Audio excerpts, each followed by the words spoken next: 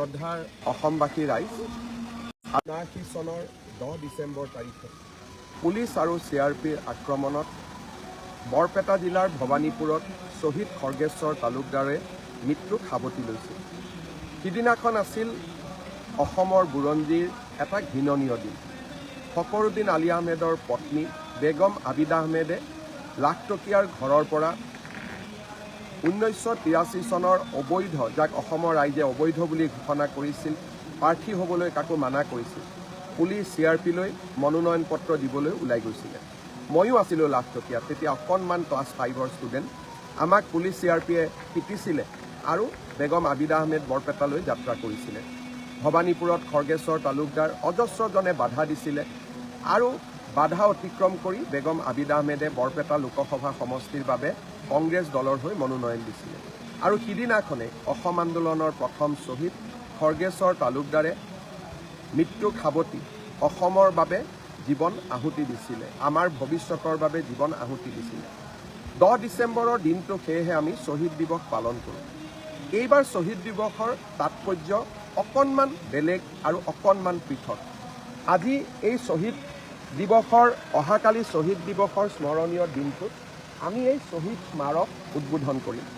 অসম খৰ্গেশ্বৰ তালুকদাৰৰ মৃত্যুৰ প্ৰায় 45 বছৰ পিছত প্ৰথমবাৰৰ বাবে চৰকাৰে এটা সুন্দৰ শ্বহীদ স্মাৰক নিৰ্মাণ কৰি উলিয়াইছে, যাক আপোনালোকে দেখিলে গৌৰৱ অনুভৱ কৰিব। আৰু মই আপোনালোকক এই শ্বহীদ স্মাৰক চাবলৈ আমন্ত্ৰণ জনালোঁ। এই শ্বহীদ স্মাৰক আমি গুৱাহাটীৰ বৰাগাঁৱত আমি নিৰ্মাণ কৰিছোঁ 116 বিঘা মাটিত। আপোনালোকে চাব পাৰে এই সুন্দৰ চৌহদ 116 বিঘা মাটি। শ্বহীদ স্মাৰকত প্ৰৱেশ কৰাৰ লগে লগে এখন সুন্দৰ প্ৰৱেশ দ্বাৰ পাব আৰু প্ৰৱেশ দ্বাৰত প্ৰৱেশ কৰাৰ লগে লগে এই শ্বহীদ স্মাৰক জ্যোতিটোত আপোনালোকে শ্ৰদ্ধা নিবেদন কৰিব পাৰিব। আজি সন্ধিয়া 4 বজাত আমি এই শ্বহীদ স্মাৰক জ্যোতিত অগ্নি সংযোগ কৰি অসমীয়া জাতিৰ মুক্তিৰ অগ্নিশিখাডাল সদায়ৰ বাবে জ্বলাই ৰখাৰ প্ৰচেষ্টা কৰিম। এতিয়া মই আপোনালোকক লৈ যাব খুজিম শ্বহীদ স্মাৰকৰ ভিতৰ ভাগলৈ। তাতে আমি কি কৰিব খুজিছোঁ, আপোনালোকে যেতিয়া শ্বহীদ স্মাৰকলৈ উঠি যাব, আপোনালোকে প্ৰৱেশদ্বাৰত এই ধৰণে পানীৰ কুঁৱেৰা বা জলপ্ৰবাহ আপোনালোকে দেখিবলৈ পাব। আৰু প্ৰৱেশদ্বাৰত সোমোৱা এই গোটেই ব্যৱস্থাটো অত্যন্ত গাম্ভীৰ্যপূৰ্ণ, বিশাল আৰু ই অসমৰ বিশালতাত এক প্ৰকাৰ প্ৰকাশ কৰিব। আমি যিমানে ওচৰলৈ কাষ চাপি আহিছোঁ, সুন্দৰ শ্বহীদ স্মাৰক আপোনালোকে দেখা পাইছে। আৰু এনেকৈ প্ৰায় 100 মিটাৰ খোজকাঢ়ি আমি মূল শ্বহীদ স্মাৰকত প্ৰৱেশ কৰিব পাৰিম। আৰু এই শ্বহীদ স্মাৰক নিৰ্মাণ কৰোঁতে অসম চৰকাৰে প্ৰায় 178 কোটি টকা ব্যয় কৰিছে। আৰু ইয়াত আমি যিমান পাৰিছোঁ অসম আন্দোলনৰ স্মৃতিক জীয়াই ৰখাৰ বাবে প্ৰচেষ্টা কৰিছোঁ। 100 মিটাৰ খোজকাঢ়ি অহাৰ পিছত মই আকৌ এবাৰ দেখুৱাইছোঁ আপোনালোকক কেনেকৈ আমি প্ৰৱেশ কৰিম। আৰু ইয়াৰ পৰা আপোনালোকে অকণমান আমি আকৌ পিছলৈ ঘূৰি চাইছোঁ। সুবিশাল প্ৰৱেশদ্বাৰৰ পৰা আমি 100 মিটাৰ খোজকাঢ়িছোঁ। মাজত জলপ্ৰবাহ, ফুৱেৰা আদি নিৰ্মাণ কৰা হৈছে আৰু আপোনালোক এনেকৈ খোজকাঢ়ি সোমাই আহিব পাৰিব।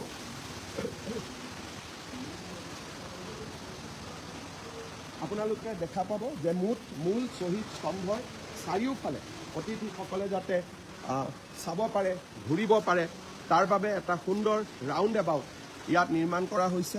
আৰু এই ৰাউণ্ড এবাউটটোত যেতিয়া আমি খোজকাঢ়ি যাম, তেতিয়াহ'লে আপোনালোকে গুৱাহাটীৰ সৌন্দৰ্য উপভোগ কৰিব পাৰিব। আমি এই ধৰণে ৰাউণ্ড এবাউটলৈকে যাম, বহিব পাৰিব।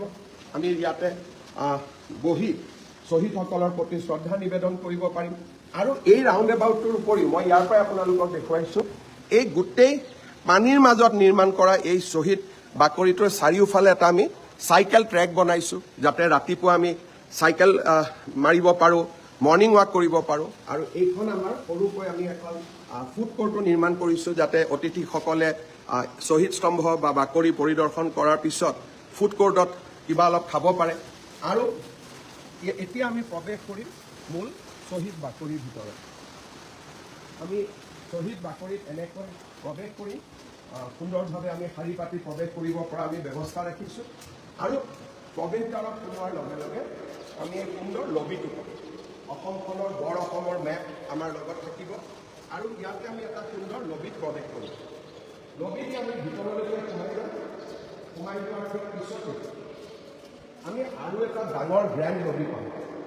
এই গ্ৰেণ্ড লবিটোত আমি অসম আন্দোলনৰ প্ৰথম শ্বহীদ খৰ্গেশ্বৰ তালুকদাৰ, এই ধৰণে আমি অসম আন্দোলনৰ বিভিন্ন photograph, PM invites ASU for talks at Delhi,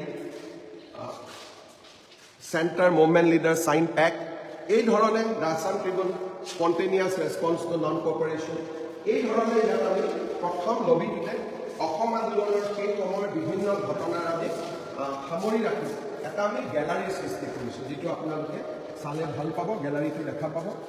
gallery পাৰ হৈ যোৱাৰ পিছত আমি এটা এনে সুন্দৰ স্থানত আমি সোমাম, যাক আমি শ্বহীদ গেলাৰী বুলি কৈছোঁ। অসম আন্দোলনৰ 800তকৈও অধিক শ্বহীদ আছিল, বহুতৰ আমি ফটো পোৱা নাই, যেনেকৈ ধীৰেন্দ্ৰ কুমাৰ ৰাভা গজাপাৰা গোৱালপাৰাৰ শ্বহীদ আছিল, তেখেতৰ আমি ফটো নাই পোৱা এতিয়ালৈকে, প্ৰতিমূৰ্তিটো বনাব পৰা নাই। উমাচৰণ ৰাভা চাত্তাবাৰী গোৱালপাৰা, আমি তেখেতৰ ফটো পোৱা নাই, জেগাখিনি খালী কৰি থৈছোঁ। কিন্তু যাৰ যিমান শ্বহীদৰ আমি ফটো পাইছোঁ, সকলোৰে আমি এটা সুন্দৰ প্ৰতিমূৰ্তি নিৰ্মাণ কৰিছোঁ। শ্বহীদ কৰ্ণ ৰাভা, খামচাংচেন ৰাভা, ফাগুনা ৰাভা, গোকলং ৰাভা, ৰিজাক ৰাভা, আমি গোটেইখিনি চাব পাৰিম। ইছমাইল আনচাৰী, কাকপথাৰ, তিনিচুকীয়া, আৰু আমি এনেকৈ যাৰ যাৰ ফটো পোৱা নাই, যাৰ প্ৰতিমূৰ্তি বনাব পৰা নাই, সেই স্থানখিনি আমি খালী কৰি থৈছোঁ। এনেকৈ আমি অসম আন্দোলনৰ শ্বহীদৰ গেলাৰী এটা ইয়াত স্থাপন কৰিছোঁ, সুন্দৰ গেলাৰী। আমি এই ধৰণে শ্বহীদ গেলাৰীত আমি চাব পাৰিম। প্ৰথমতে হৈছে গ্ৰেণ্ড লবি, আৰু গ্ৰেণ্ড লবিৰ পিছতে আছে আমাৰ শ্বহীদৰ গেলাৰী। গোটেইসকল শ্বহীদৰ প্ৰতিমূৰ্তি, শ্বহীদসকলৰ নাম ঠিকনা, শ্বহীদসকলৰ গাঁও, এই গোটেইখিনি ইয়াতে উপলব্ধ কৰা হৈছে। এইখিনি হ'ল গ্ৰাউণ্ড ফ্ল'ৰ। গ্ৰাউণ্ড ফ্ল'ৰত আমি ইয়াক চোৱাৰ লগে লগে আমি ওপৰলৈকে এনেকৈ আমি খোজকাঢ়ি গৈ থাকিম, আৰু আমাৰ ইয়াত লিফ্টটো আছে, আৰু ইয়াৰ উচ্চতাও বহুত বেছি উচ্চ। এই শ্বহীদ স্মাৰক জ্যোতি উঠিবৰ কাৰণেও যথেষ্টখিনি সময় লাগে, বহুত উচ্চ। গুৱাহাটী নেশ্যনেল হাইৱেৰ পৰা ইয়াক দেখা পায়। আমি এনেকৈ আহি আমি খোজকাঢ়ি গৈ আছোঁ। এতিয়া আমি ফাৰ্ষ্ট ফ্ল'ৰ আমি পালোহি। শ্বহীদ বাকৰি একেটাই ষ্ট্ৰাকচাৰ। ইয়াত আমি এটা মেডিটেশ্যন হল নিৰ্মাণ কৰিছোঁ। এটা সকলোৱে ৰাতিপুৱা আহে যাতে মেডিটেশ্যন কৰিব পাৰে, আমি এটা মেডিটেশ্যন হল নিৰ্মাণ কৰিছোঁ। আৰু এই মেডিটেশ্যন হলটোত আমি ৰাতিপুৱা বিভিন্ন ধৰণৰ মেডিটেশ্যন কৰিব পাৰিম, আৰু এই গোটেই অনুষ্ঠানটো গাম্ভীৰ্য আমি ইয়াত অক্ষুণ্ণ ৰাখিব পাৰিম। আপোনালোকে চাব পাৰে। আৰু ইয়াতে আমি মাজত এইটো এটা ষ্টেণ্ড, ইয়াৰ চাৰিওফালে গেলাৰী, মেডিটেশ্যন গেলাৰী। আমি আকৌ ওপৰলৈকে যাম। আমি ওপৰলৈকে যাবৰ বাবে চেষ্টা কৰিম, যাতে আমি আৰু অকণমান আপোনালোকক দেখুৱাব পাৰোঁ। আমি লিফ্টলৈকে যাব খুজিম। প্ৰথমতে মই আপোনালোকক আৰু এটা দেখুৱাব খুজিছোঁ যে ইয়াৰ পৰা গুৱাহাটীৰ সৌন্দৰ্য। আমি ভিতৰত যেতিয়া ইয়াত থাকিম, তেতিয়া আমি পাহাৰলৈকে আমি যাব পাৰিম, পাহাৰখিনিও আমি চাৰিওফালে চাব পাৰিম। দীপৰ বিলৰ কাষত ইয়াক নিৰ্মাণ কৰা হৈছে, আৰু এটা অতি সুন্দৰ প্ৰকল্প অসম আন্দোলনৰ শ্বহীদসকলৰ স্মৃতিত। আপোনালোকে অহাকালি আমি যেতিয়া ইয়াত উদ্বোধন কৰোঁ, তাৰপিছত সকলোৱে আহি এই শ্বহীদ বাকৰি চালে, শ্বহীদ স্তম্ভ চালে, সঁচাকৈ আপোনালোকে এটা অপূৰ্ব স্পিৰিট বুলি যাক কওঁ, অসমক ভাল পোৱাৰ এটা স্পিৰিট এটা পাব, যে আমি জাতিটোৰ কাৰণে কেনেকৈ শ্বহীদসকলে প্ৰাণত্যাগ কৰিছিল, আমি এতিয়া কেনেকৈ তেওঁলোকৰ সোঁৱৰণত জাতিটোক আকৌ এবাৰ নিৰ্মাণ কৰাৰ বাবে নিজকে আমি উৎসৰ্গা কৰিব পাৰিম। এই গোটেই ফটোগ্ৰাফবিলাক অসম আন্দোলনৰ সময়ৰ ফটোগ্ৰাফ আপোনালোকক মই দেখুৱাব খুজিছোঁ। বহুতবিলাক ফটোগ্ৰাফ ইয়াতে আছে, কিন্তু ইয়াক আমি আকৌ ভৱিষ্যত আৰু আমি আপোনালোকক এই লবিটোলৈ তাকে এবাৰ মিলি হয়। এতিয়া আমি আকৌ আপোনালোকক বাহিৰলৈকে লৈ আহিছোঁ। আকৌ এবাৰ আমি প্ৰৱেশদ্বাৰক চাব পাৰিছোঁ সুন্দৰ ভিতৰলৈকে। তেতিয়া মই আপোনালোকক উচ্চতাটো দেখাব খোজোঁ, একেবাৰে উচ্চ। আপোনালোকে শিখৰ চাওক, য'ত আমি লিফ্টেদি উঠিব লাগিব। আৰু এইবাৰ মই আপোনালোকক লিফ্টেদি একেবাৰে উচ্চ শিখৰ, শ্বহীদ স্মাৰক যিটো শিখৰ, তালৈকে মই লৈ যাব খুজিম। অকণমান সময় আমি লিফ্টত থাকিম, আৰু লিফ্টেদি আমি আপোনালোকক গোটেই যিটো একেবাৰে হাই পইণ্ট বুলি কয়, শিখৰ হয়, তালৈকে আমি আপোনালোকক লৈ যাম।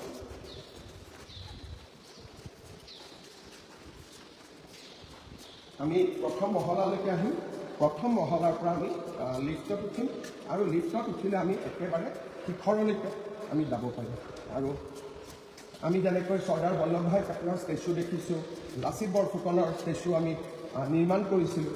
শ্বহীদ স্মাৰক ইও এটা প্ৰকল্প যাক লৈ অসমীয়াই সদায় গৌৰৱ কৰিব পাৰিব। আপোনালোকে গোটেই অনুষ্ঠানটো মই আপোনালোকক দেখুৱাই আছোঁ স্মাৰক জ্যোতিৰ ভিতৰৰ পৰা।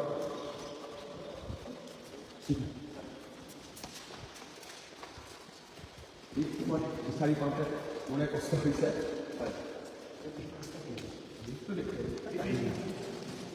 লিফ্টটো দেখুৱাম এতিয়া আমি আপোনালোকক হয়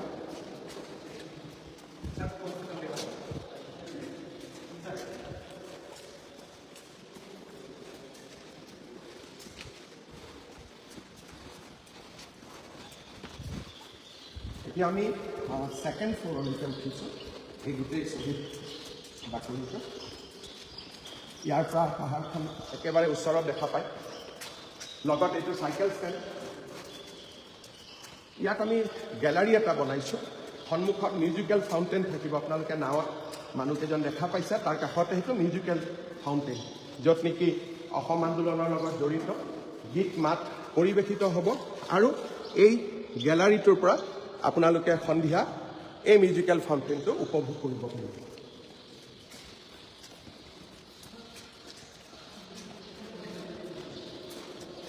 এতিয়া আমি আহি একেবাৰে শিখৰত উপস্থিত হৈছোঁ।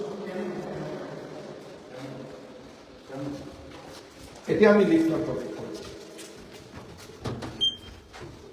আমি ছেকেণ্ড ফ্ল'ৰত আছোঁ। ই আমাক 13 নম্বৰ ফ্ল'ৰলৈকে লৈ যাব।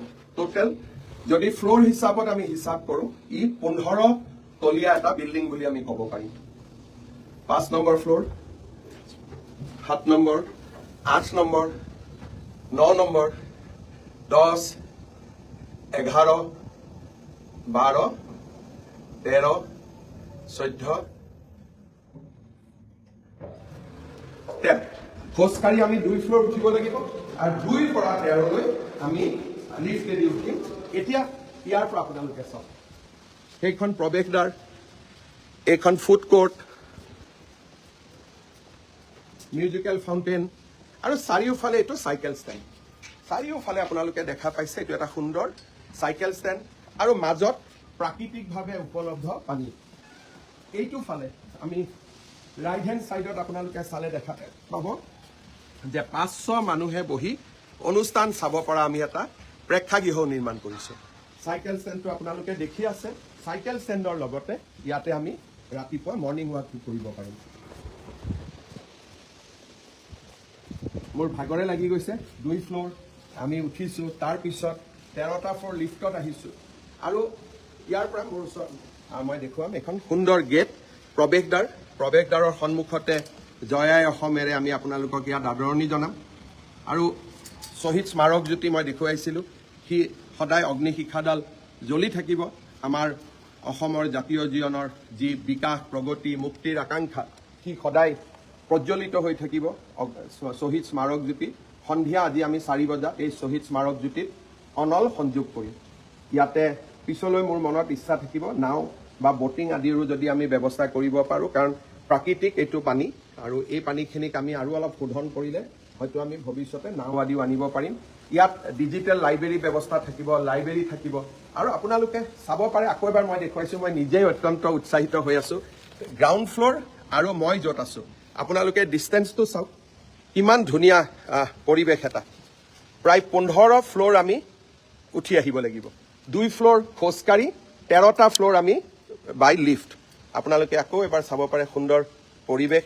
মোৰ নিজৰ ইয়াত থাকি এনেকুৱা লাগিছে যেন মই এতিয়া ক'তো নোযোৱাকৈ ইয়াতে বহি থাকোঁ বহুত দেৰি সময়। অসম আন্দোলনৰ পৰিৱেশলৈকে ক্লাছ 5ত থাকোঁতে মই অসম আন্দোলনত যোগদান কৰিছিলোঁ আৰু আজি মোৰ বয়স 55 বছৰ পাৰ হৈ গ'ল। এটা সুন্দৰ স্মৃতি, আৰু সুন্দৰ স্মৃতিয়ে নহয়, অসমীয়া জনজীৱনৰ সাহসৰ প্ৰতীক আছিল অসম আন্দোলন। আমি অসম আন্দোলনৰ শ্বহীদসকলক প্ৰথমবাৰৰ বাবে অহাকালি এই ধৰণে আমি সন্মান যাচিম।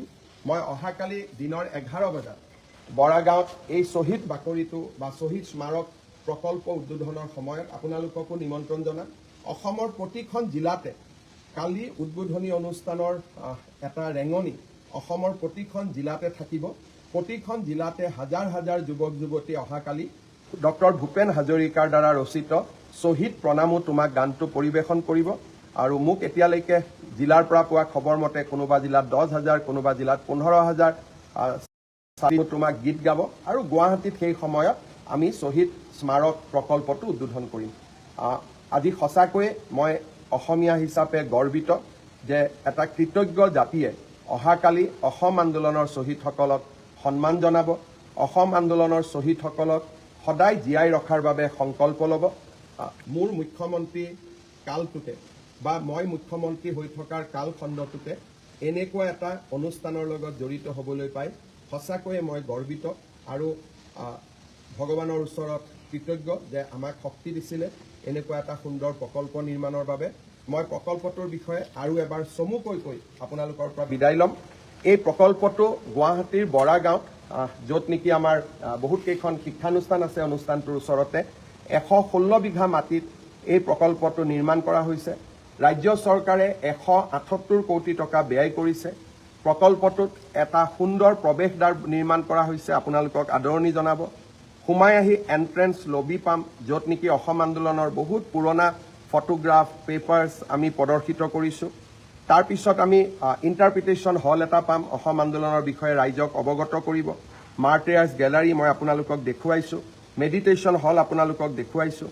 চাৰিওফালে আমি নিৰ্মাণ কৰা যিটো ৱাটাৰ বা জল সংৰক্ষণৰ দুটা ডাঙৰ ডাঙৰ পুখুৰী দুইফালে তাক আমি দেখুৱাইছোঁ। ফুড কোৰ্ট মই আপোনালোকক দেখুৱাইছোঁ। নিৰ্মাণৰত সুন্দৰ অডিটৰিয়াম আপোনালোকক দেখুৱাইছোঁ। গেলাৰীৰ সৈতে মিউজিকেল ফাউণ্টেইন মই আপোনালোকক দেখুৱাইছোঁ। 117 বিঘা মাটিতে চাৰিওফালে নিৰ্মাণ কৰা চাইকেল ট্ৰেক, ৰাতিপুৱা চাইকেল কৰিব পাৰিম আৰু আমি ৰাতিপুৱা মৰ্ণিং ৱাক খোজকাঢ়িব পাৰিম।